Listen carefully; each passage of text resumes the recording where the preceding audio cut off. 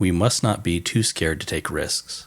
And most of all, we must live life to the fullest. These were the words of Matthew Greene, an adventurer, a teacher, and a man whose disappearance in California's Sierra Nevada has baffled experts and those who have sought out his whereabouts for over a decade. Matthew's story is one that has been in my mind since I first heard about it. And I think the reason for that is that was about the same time that I started to reapproach the outdoors. At that time, I was learning more about the Sierra Nevada, about California's mountains, about specifically the Eastern Sierra, the great mountain towns of Bishop, of Mammoth Lakes. And it's just a story that stuck with me. Seemed like just a really solidly good person by all accounts. And so I hope that this video today shines a little bit the light on Matthew's case, again, on his disappearance, and keeps him in mind of all those who adventure in the Eastern Sierra who might have occasion to pass through those areas where he might have gone on his last trip. Matthew Greene was born in Pennsylvania in 1974. He grew up in Layton, a small town among the Appalachian Hills. He excelled in academics and later graduated from Penn State University. In 1998, he joined the Peace Corps, spending 4 years in Papua New Guinea. As a career, he taught high school math, but his true passion was the outdoors. Every summer, Matthew packed up his Subaru, drove west, and headed into the mountains. Matthew was a skilled and cautious climber. He documented hundreds of summits, many solo, including peaks in Colorado, Utah, and the Adirondacks. He was not reckless. He was methodical, experienced, and well-prepared. In June of 2013, Matthew arrived in Mammoth Lakes, California, with 2 climbing partners. They camped at Shady Rest Campground, which was just minutes from some of the most dramatic alpine terrain in the lower 48 states. Over the next 2 weeks, Greene summited several peaks, including Reglyth Minaret and Unicorn Peak. Then things happened. His car broke down. He took it to a local repair shop, but parts were delayed. His climbing partners had to return home, and so Matthew decided to stay and wait for the repairs to finish. He was alone during that time. On July 16th, 2013, Matthew called his parents. He said he planned to do one final hike before retrieving his car. That was the last time anyone heard from him. His campsite was later found intact. His car remained untouched at the shop, and his phone stopped pinging. And no one reported seeing him leave. 7 days passed. On July 21st, a campground host reported him overdue. 8 days after that, a missing persons report was officially filed. Matthew Greene had vanished. Search and rescue teams scoured the Sierra Nevada. Helicopters flew over peaks and valleys. Ground crews hiked dangerous ridges. Cadaver dogs were deployed. Climbers checked summit logs and guidebooks, but there were no signs of a fall, no gear, no tracks, and no remains. There was a clue. Several pages were torn from Matthew's guidebook, specifically those covering the minarets, the Ansel Adams Wilderness, and the June Lake Loop. It suggested he had selected a new objective. It's not uncommon for long-distance hikers or climbers to only take those pages for the area that they're going to, so they don't have to carry the weight of the entire book. And so that's the presumption here. At one point after Matthew's disappearance, a pair of glasses was found in the wilderness, and for a moment there was hope, but the prescription didn't match Matthew's prescription, so that was another dead end. Matthew hasn't been seen since. A number of notices were put out at the time. A lot of people searched. There's one individual in particular who had a very strong and deep background in search and rescue in the area, who has contributed extensive time of his own to searching. Also, no success there. So what happened to Matthew Greene? What do we think?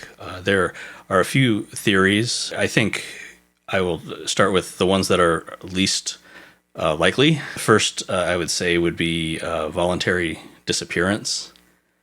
It seems like the authorities considered this, but those who knew Matthew said it was impossible.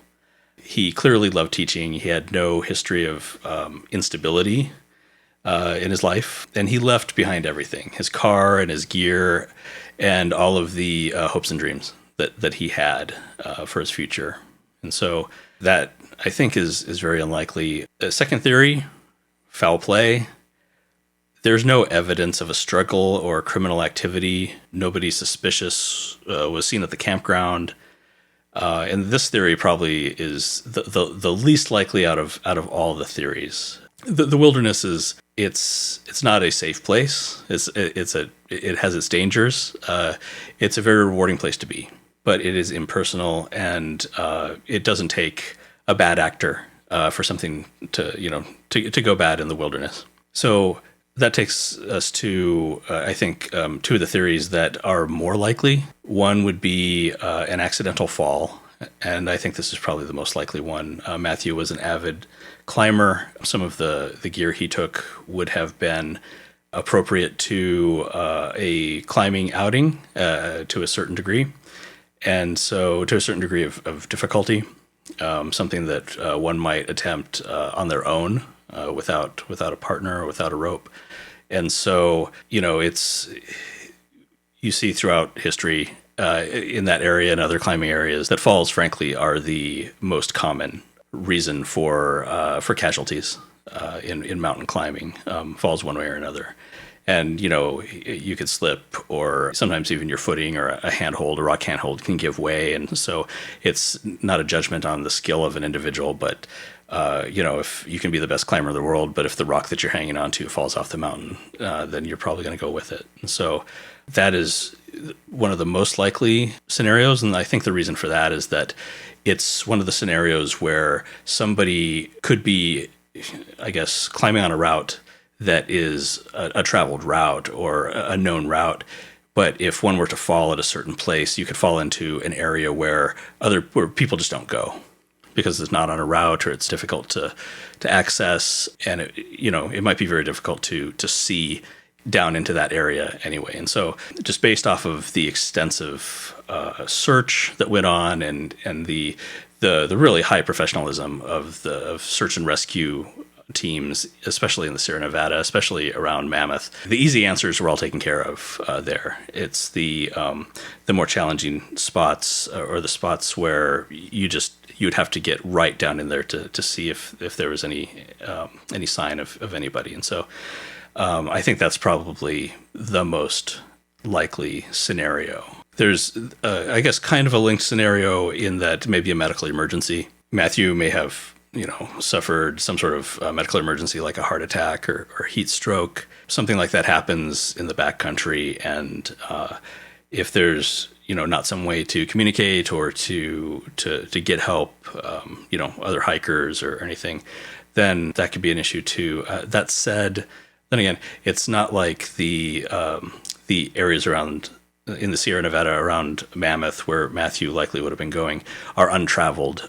They're quite popular. Super popular with, like thru hikers, climbers, day trippers, day hikers. Of course, lots of lakes. It's called Mammoth Lakes. Beautiful lakes there for kayaking and canoeing and whatnot. So there's a lot of activity around there. And even in some of the more remote spots, one can run into other humans also taking advantage of the wilderness. And so, although it's a possibility, I feel like there would have been a higher likelihood of, finding Matthew should something like that have happened. Of course, there are scenarios where, much like the first one, or much like the accidental fall one, where he could have had an emergency and then again fallen or dropped someplace where he couldn't be found. But I think the fall is most likely.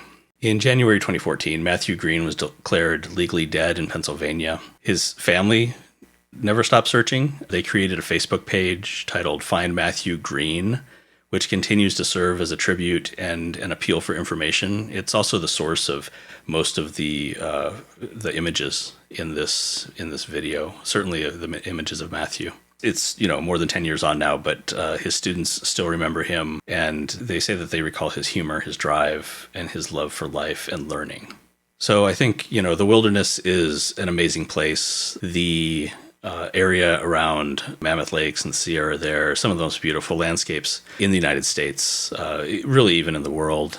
For Matthew, it offered peace, beauty, and challenge. We may never know exactly what happened to Matthew Greene, but what we do know is that he was committed to his community, to his family, He loved the outdoors. He was a skilled climber, and he participated in activities that brought him personal reward. Really, the reason for this video is to, again, shine the light on Matthew Greene, to remind people who are traveling through those areas where he might still be, to keep in mind to keep their eyes out. In the history of the Sierras, there are individuals who have gone missing after climbing alone, and it was only through really deep searching, and I'm talking by people who essentially lived in the mountains as mountain guides, to finally find these individuals. And so it's absolutely possible. He's out there somewhere. And please keep your eyes open and keep a lookout for Matthew or anything that might lead to him.